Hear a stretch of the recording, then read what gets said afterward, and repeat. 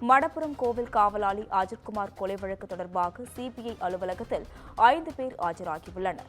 இதுகுறித்து கூடுதல் விவரங்களை வழங்குவதற்காக செய்தியாளர் அருண் இணைப்பில் உள்ளார். வணக்கம் அருண். அஜித்குமார் கொலை வழக்கு தொடர்பாக தற்பொழுது 5 பேர் ஆஜராகியுள்ளனர். இதுகுறித்து கூடுதல் விவரங்களை பகிரலாம்.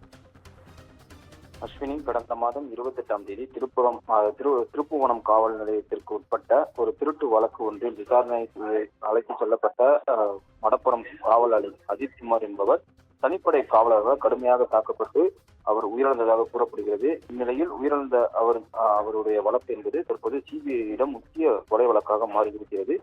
சிபிஐ அதிகாரிகள் 5 பேர் கொண்ட குழுவாக கடந்த திங்கட்கிழமை முதல் விசாரணை மேற்கொண்டு வரக்கூடிய நிலையில் டிஎஸ்பி மோகித் குமார் தலைமையிலான சிபிஐ குழுவினர் மடப்புரம் கோவில் அருகே இருக்கக்கூடிய கோசாலை, அரசு மாணவர் விடுதி மற்றும் புளியந்தோப்பு ஆகிய பகுதிகளில் ஆய்வு மேற்கொண்டனர். மேலும் நேற்று முன்தினம் விசாரணையின் ஒரு பகுதியாக அஜித்குமாரின் சக ஊழியர்கள் மற்றும் நெருங்கிய நண்பர்களான ஆட்டோ ஓட்டுநர் அருண்குமார், கார்த்திக் வேல், பிரவீன்குமார், வினோத்குமார் மற்றும் நவீன் ஆகியோருடன் அவர்களுக்கு சம்மனம் வழங்கப்பட்டு அதனைத் தொடர்ந்து மதுரை ஆத்திக்குளம் அலுவலகத்தில் உள்ள சிபிஐ அலுவலகத்தில் ஆஜராக வேண்டும் என உத்தரவிடப்பட்டது. இதனையடுத்து திருப்புவனம் காவல் நிலையத்திற்கு சென்ற சிபிஐ அதிகாரிகள் அஜித்குமார் வலிக்கு வந்து இறந்ததாக எஃப்ஐஆர் பதிவு செய்த காவலர் ரமேஷ்குமாரிடம் 1 மணி நேரத்துக்கு மேலாக விசாரணை நடத்தினர். மேலும் காவல் நிலையத்தில் உள்ள சிசிடிவி காட்சிகளும் ஆய்வு செய்து குற்றம் சுமத்தப்பட்ட 5 காவலர்களையும் சிபிஐ விசாரணை மேற்கொண்டு வரக்கூடிய நிலையில் கொலை வழக்கு பதிவு செய்த ஏடிஎஸ்பி சுகுமாரிடம் கடந்த 2 மணி நேரத்துக்கு மேலாக அன்றைய தினம் விசாரணையானது நடைபெற்றது. இந்த நிலையில்தான் திருப்புவனம் காவல் நிலையத்தில் சிபிஐ அதிகாரிகள் தொடர்ந்து 5 மணி நேரத்திற்கு மேலாக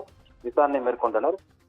இதன் தொடர்ச்சியாக சிவகங்கை மாவட்டம் காவல்துறையின் மீது மத்திய புலனாய்வு பிரிவு வழக்கு பதிவு செய்திருந்த நிலையில் அஜித்குமார் மரண வழக்கில் விசாரணைக்காக மடப்புரம் உதவி ஆணையர் அலுவலகத்தில் சிபிஐ அதிகாரிகள் நேற்று சென்று விசாரணை மேற்கொண்டனர்.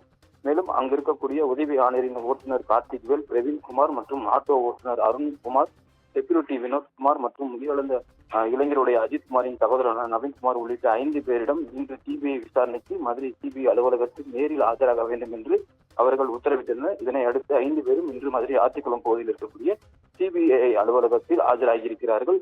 அஜித்குமார் மரண வழக்கு விசாரணைக்காக மடப்புரம் உதவி ஆணையர் அலுவலகத்திற்கு சிபிஐ அதிகாரிகள் நேற்று சென்ற நிலையில் உதவி ஆணையரின் ஓட்டுநர் கார்த்திக் வேல், பிரவீன்குமார் மற்றும் ஆட்டோ ஓட்டுநர் அருண்குமார், செக்யூரிட்டி வினோத்குமார் மற்றும் உயிரிழந்த இளைஞர் அஜித்குமாருடைய சகோதரரான நவீன்குமார் உள்ளிட்ட 5 பேரிடம் இன்று சிபிஐ அலுவலகத்தில் மதுரை ஆத்திக்குளம் பகுதியில் இருக்கக்கூடிய சிபிஐ அலுவலகத்தில் ஆஜராக வேண்டும் என்று உத்தரவிடப்பட்டதன் பேரில் நேரில் ஆஜரான நிலையில் அவர்களிடம் சிபிஐ அதிகாரிகள் தற்போது விசாரணை நடத்தி வருகின்றனர். அஸ்வினி,